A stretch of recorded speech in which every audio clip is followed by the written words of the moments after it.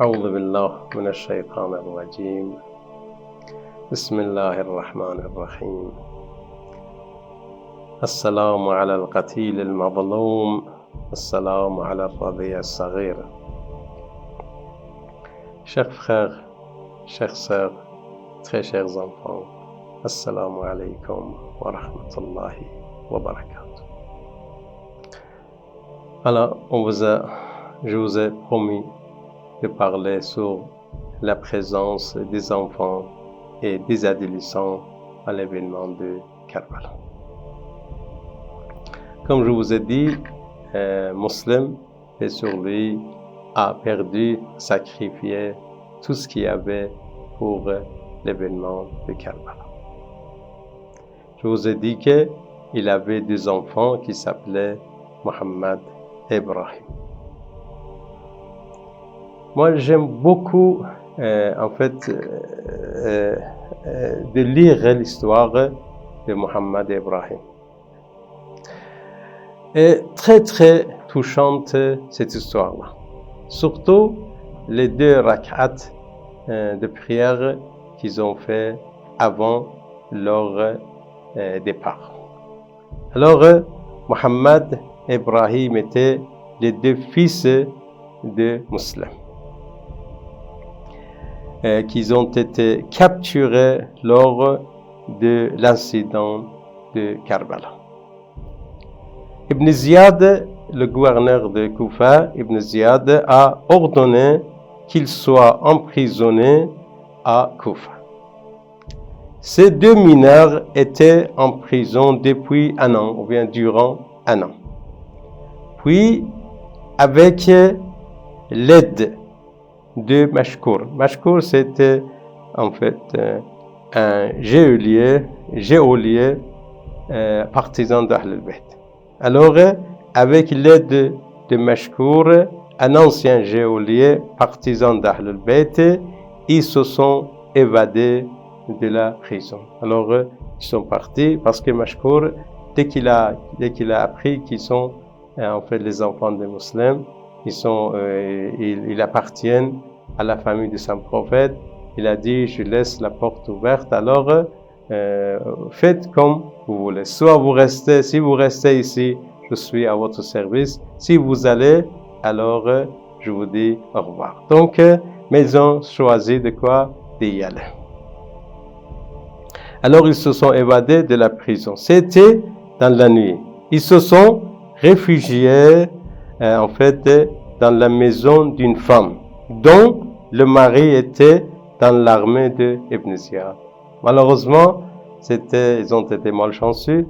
Alors, ils sont allés chez une femme.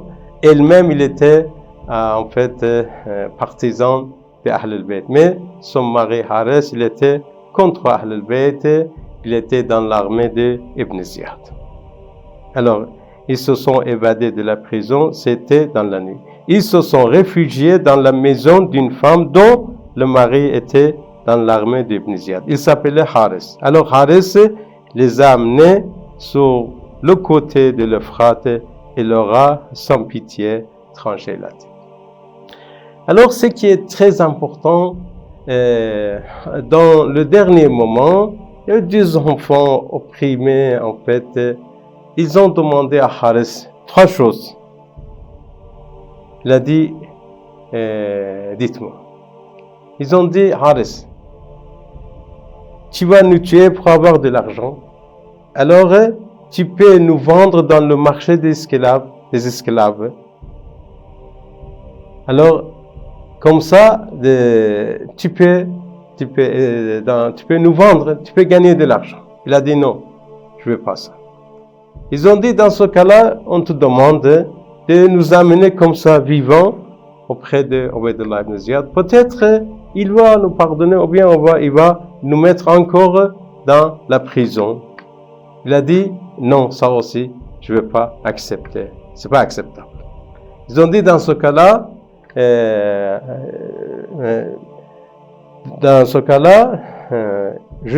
on te demande la permission de faire 2 rak'at de la prière.